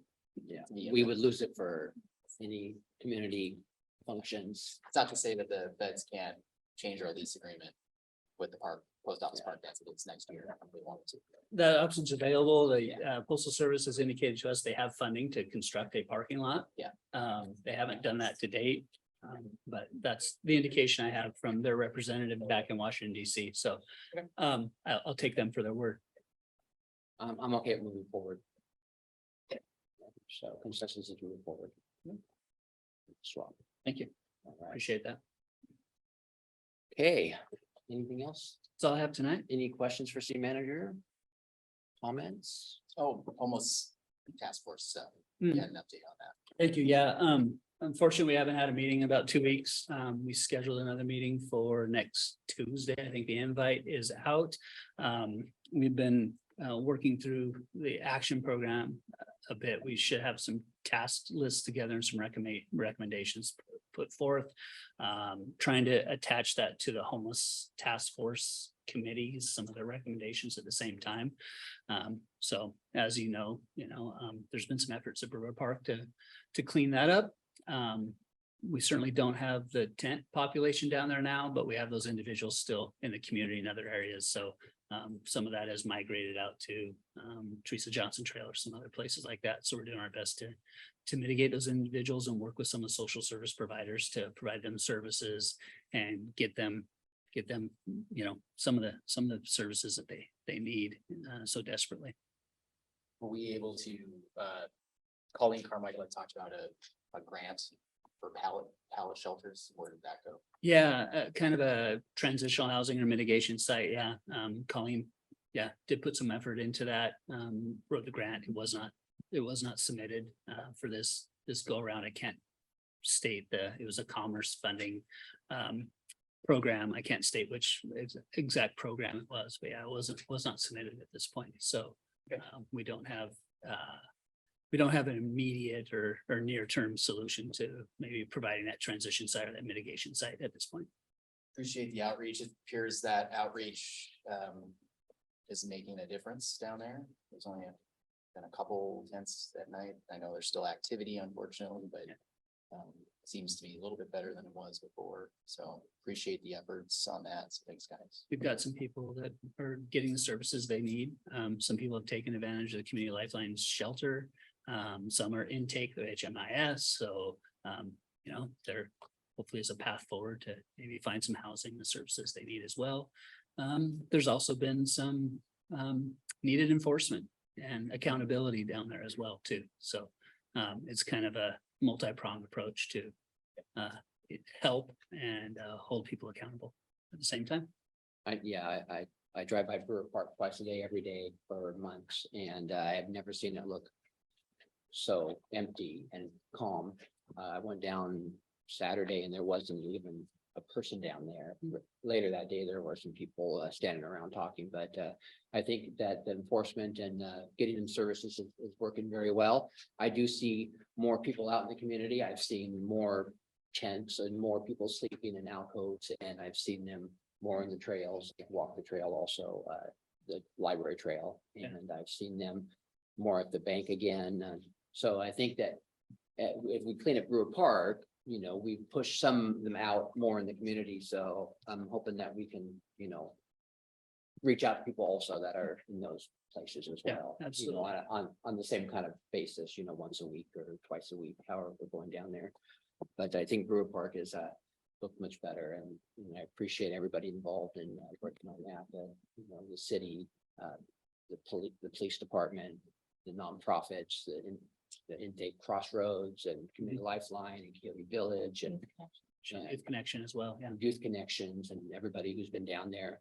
Is it twice a week we're down there?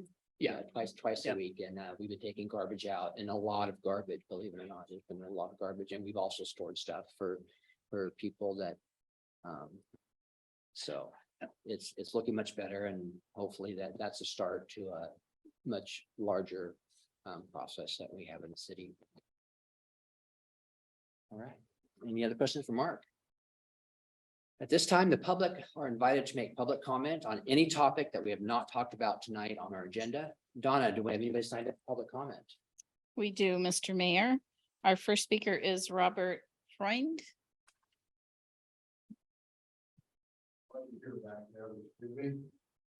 It's you, yeah. Go ahead and go to the podium and just tell us if you're from the city or county.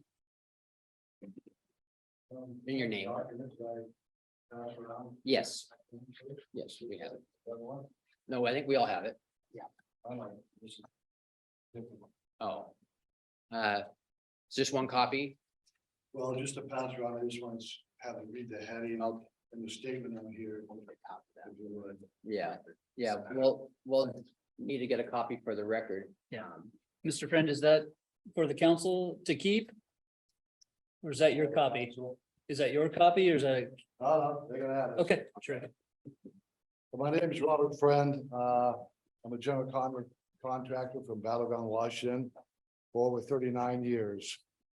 I worked probably half of that time up here in the nice city of Shelton. And I've got to know a lot of people, and it's a nice town. And there's a concern for public service and interest. That's why I drove 2 hours up here tonight to talk 3 minutes, or whatever it is. So I put this application in for this tenant improvement here, which is basically a simple one. And I hired an engineer of 36 years. He oversees multiple jurisdictions that total probably over 1 million people, licensed in Oregon, licensed in Washington. He's done all kinds of counties down in the Southwest. So we have this TI, which is a tenant improvement. And the building I'm working on is the Latino Market on Liquid Gateway Center. And next door is a smoke shop, which they purchased from the Korean lady. So they want to put some openings in the wall so they can expand. And I applied for the submit. Well, a couple of weeks go by, I get a couple of questions. Then maybe another 10 days, a couple of weeks go by, another couple of questions, whether, et cetera, et cetera. And it's all pretty frustrating, being I've been doing this for 4 decades now almost. So, and the engineer, who's 3.5 decades, and the architect, which is a lead plan examiner for Clark County, and he retired there. So we have these professional people. We come up here to the small town. There's a little easy TI to do. It should have been done in a month. Well, you see, May 15, June, July, August. Oh, we're to September now. Still haven't got a permit for this job. It's not good public service. I'm not sure really what the delay is. But working with jurisdictions, this is not a standard practice. August 24th meeting, let's find out that those plans are going to be submitted to independent engineer firm, which is fine and dandy, but it should have been done maybe 2 months ago if they can't be read here in this town. Or you get somebody that can read those, or a plans examiner that can understand that and quit delaying the process and costing not only the owners, but the business owner. They purchased the business next door, now they can't sell nothing because they can't move in. I mean, what is that? These are small town working people. And I enjoyed this town all the years, you know, and I worked at Lippy Gateway Center, DSHS, DOL, Mason General, everybody in that center. A good town, but you got some issues. Please fix it. I come here 2 hours for public service. I'm done with that. And my suggestion for you and your water issue, you're probably gonna have to do a building moratorium. And it would help out if you put a little note out to the whole community, because I've been out here and rented houses all over Shelton. Faucets outside, they leak, you know, they turn them off, and the seat goes up against a rubber washer, and there's always minerals in water. And it eats that little washer out, and it'll drip through that hose, and you're gonna waste gallons of water. Thank you, Bob. So they can probably go with somebody maybe local and buy a ton of them and put a note out to people that they can put these little devices on their outside hose spigot with a little black handle, the plastic ones, or they could do a double metal one. That'll just save some money. And there's jurisdictions that don't Thank allow a you, Bob. certain amount of hoses. Got to try to be fair. We don't. I'm out of here. Thank you. And I just wanted to mention that I was involved in one of your meetings and, you know, we sent that out to an independent inspector because that's what you asked for, correct? You wanted somebody else to look. It was a suggestion that should have been done 2 months ago. And they could have saved money, I can tell you right now. And they could get an independent inspector because this guy or whoever, whatever, is a confrontational, I don't want that. I've been here too long, I'm getting ready to retire, but this small town is worth to tell you, because I've been in issues with different jurisdictions. That the small town, they got sued, and it was almost a $500,000 award for slander an engineer. So something to think about. You guys have a nice night. Heads back to the battle. Thank you. Drive, So good luck. drive careful. And give me my permit, and would you like to finish the job and retire? Thank you. All right. Donna, anyone else? Yes, our next speaker is Chris Brickert. Good evening. I'm here simply to express my gratitude to the city and to a lot of other people I'm going to list here regarding that coordinated effort of the encampment in Brewer Park. I want to thank the city, all of you, Sharon, Mark Ziegler. I want to thank Parks and Rec. I want to thank the police department, Chief Beeson, emergency services, other shelter agencies that were there. The meetings that we had with the city and the county and the task force that came out of that. For about a month, many of us met in the park on Tuesday and Thursday mornings at 6:30 a.m. And it was such a great experience for all of us to work together toward the effort of Brewer Park. And having the result that you mentioned earlier to everyone here in the room. I also want to express my gratitude for how the people, the inhabitants in the park were treated with total respect and concern about their care and their welfare and the services that they would need to move from that point. So I'm just thankful for all of that. And I just want to say thank you to everybody that was involved in that. Thank you. Thank you. And that is all that we have signed up, Mr. Mayor. All right. Anyone in the audience like to speak? Okay. Come on up. This is general public comment, anything other than what we've talked about tonight.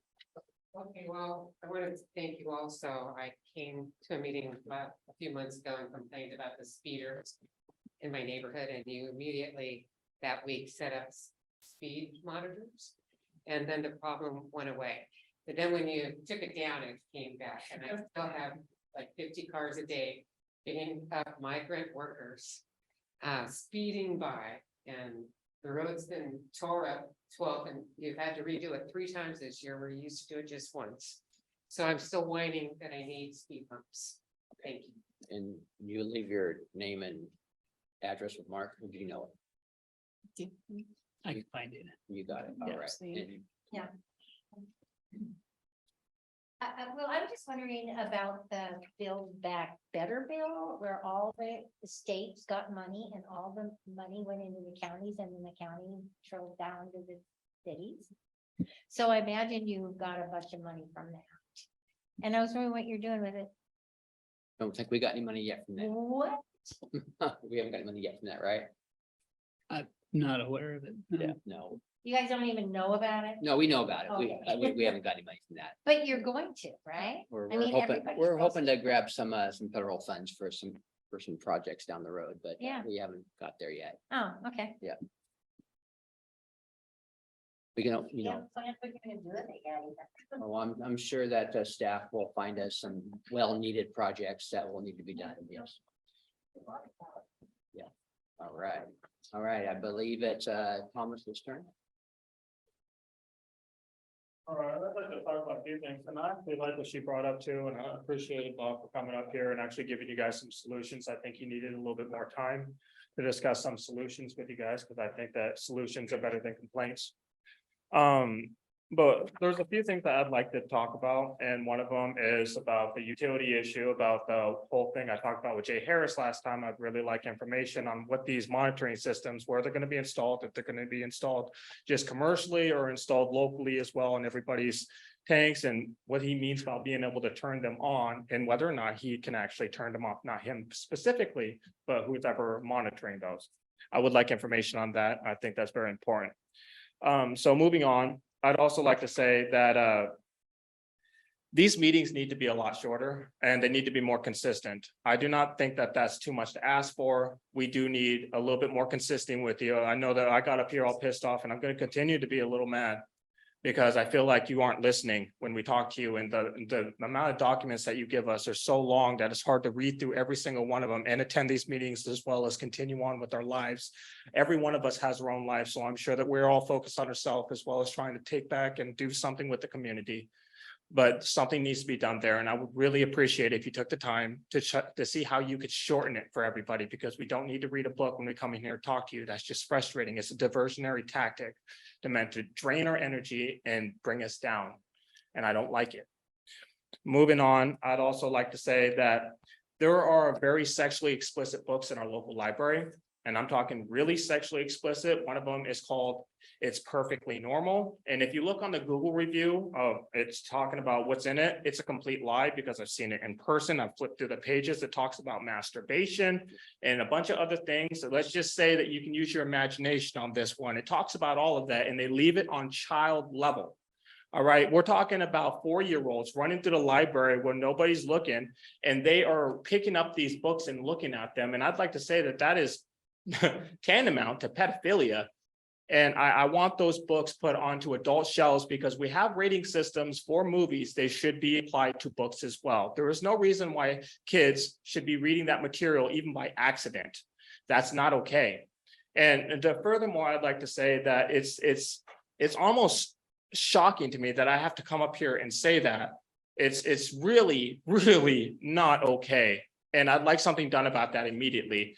You could put them all up in the adult section and it would cause less problems with the community. There is a lot of us that have a problem with this. Those books should not be in front of children. And it is absolutely your responsibility to take action on this, because kids are our future. They are literally who are going to be here after us. They deserve our respect and they deserve our time.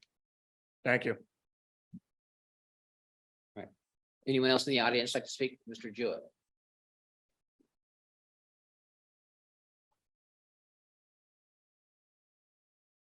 Dean Jewett, thank you for letting me come up here. Going to do a shotgun approach. We've got quite a few topics that I wanted to cover. I too am glad that Brewer Park is cleaned up. Obviously, you know, I've been a big advocate of that for quite a while. Brought up lots of pictures, lots of attention towards that. So anybody that was going to accept services has already done so. Okay, so the people that were scattered about, that we talk about Teresa Johnson Trail, the yellow SUV up at Callahan Park, the Kitsap fiberglass or plastic, box that was there, the people that we see in the alcoves, things like that, they're not going to accept the services. They already denied it. Okay, we already know that. So now what we need to do is we need to step up to that accountability part, which, Mark, Sharon, Miguel, Kathy on these different workforces and stuff. Thank you. We need that. We absolutely need that. Don't stop. Don't stop here. I've had some conversations with corporate Safeway when we're talking about shopping carts. We all know that we need a shopping cart ordinance. We already have one that we could steal from with Federal Way. We don't need to reinvent the wheel. I've had 2 or 3 conversations with corporate, a couple of people at the local level. So we need to do something about that. We really need to do something about it now, because that's what transports a lot of our stuff and makes our town look like shit. You know, there's a lot of our town that does look nice, and then you come to other sections and it doesn't. So a lot of this funding, you know, that we have to clean up. I talked to a gentleman that cleaned up Brewer Park, and he's talking about, you know, 10 to 12 times they have to empty the garbage cans versus 2 or 3. Who's paying for that? Have you guys drove around and actually looked at our curbs and the grass and it doesn't look good. It's not inviting. We need to increase that tourism. We need to increase people coming into town. That's going to help us with our deficit. Mark, maybe I already asked this. If you could email me back the answer on this one. The Veterans Village that was put in, kind of like we were sold a bill of goods. It was going to be one thing. It was going to be funded a certain way. Then the state jumped in. So then that dictates what you can do, what you can't do, who can be there, who cannot be there. It basically hamstrings you quite a bit. So if we sold that property to them as a lease or whatever for $1, and now that's changed, should that property not then be sold and that money put into our coffers of the general fund? Couldn't that general fund, couldn't we think of other ways to increase that general fund so that we can feed some of these water rates? I understand you can't take water and sewer rates and pay something else, but you can take money out of the general fund to pay for those rates. How can we increase that? What can we do? Can we do some in-house services? I mean, do we, you know, the 90,000 or the 55,000 to paint this building, you know, where's that money? Can we do that in-house instead and save some money? I don't know. That's up for you guys to take a look at. Thank you. Thank you, Dean. Anyone else in the audience? Mr. Mayor. Oh, we have one person on Zoom. Oh, okay. When you're ready. Colleen Carmichael. Good evening, Mayor Inesco, Deputy Mayor Schmidt, and fellow council members. I am Colleen Carmichael. I'm the Executive Director of Quixote Communities. I wanted to share with you tonight some information about mental health, specifically Mental Health in America. It is an organization that has been researching behavioral health since 1909, and they do findings every year of the state of mental health in America, and this is what we have found.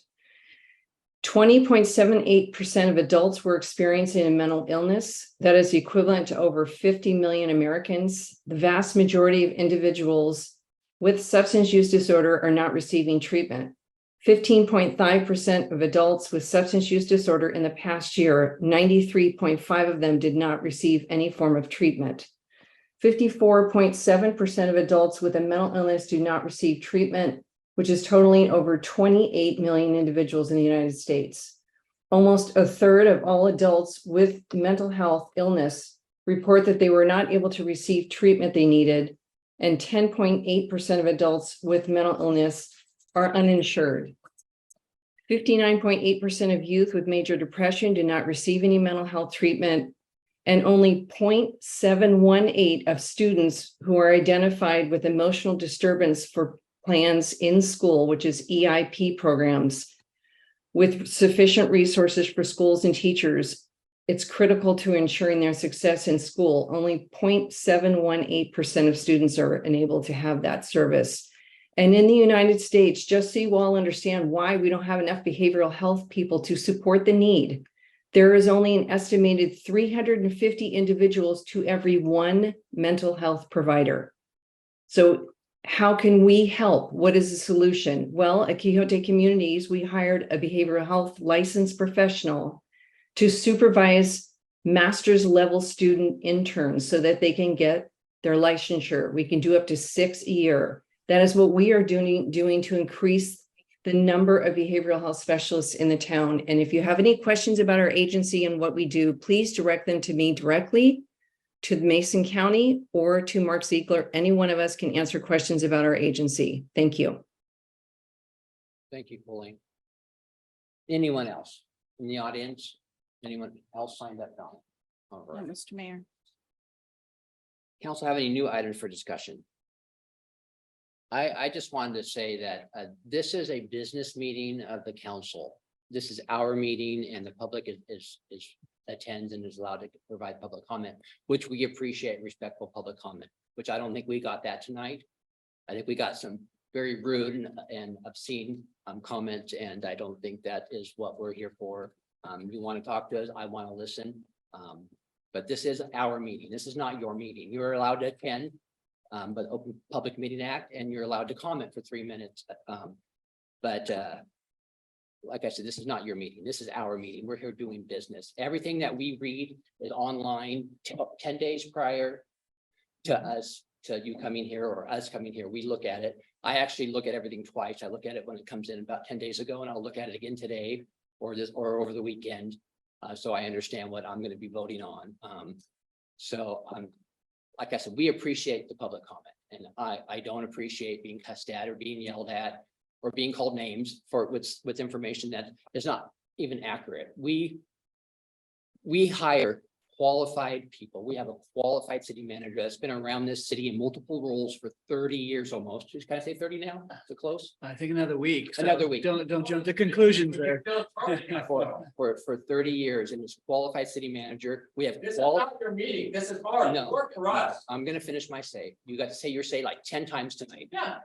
We have qualified staff. We have a qualified public works director. We have a qualified planner. We have a qualified well, we don't have an engineer at the moment, but we are going to have a qualified engineer. We have qualified people. We hire qualified companies to tell us what we need to do to be solvent. We don't want to close the doors of the city. We don't want to have unsafe water. We don't want to have stuff out in the bay that is going to stop shellfish from being in our area. Our staff knows what they're doing. No, they don't. We do appreciate your comments, and we do listen to them. But do your homework before you come here. Yeah. The only time I was derailed was when I was talking to Jay Harris, because he didn't give me the information last time, and I was making sure he gave it to me this time. I'm just telling you, we have qualified. And this is not your meeting. Get it through your head. You work for us. Yeah, well, fire me. Bye. Well, let's see if you All get right. hired again. This meeting is adjourned at 7:56 p.m.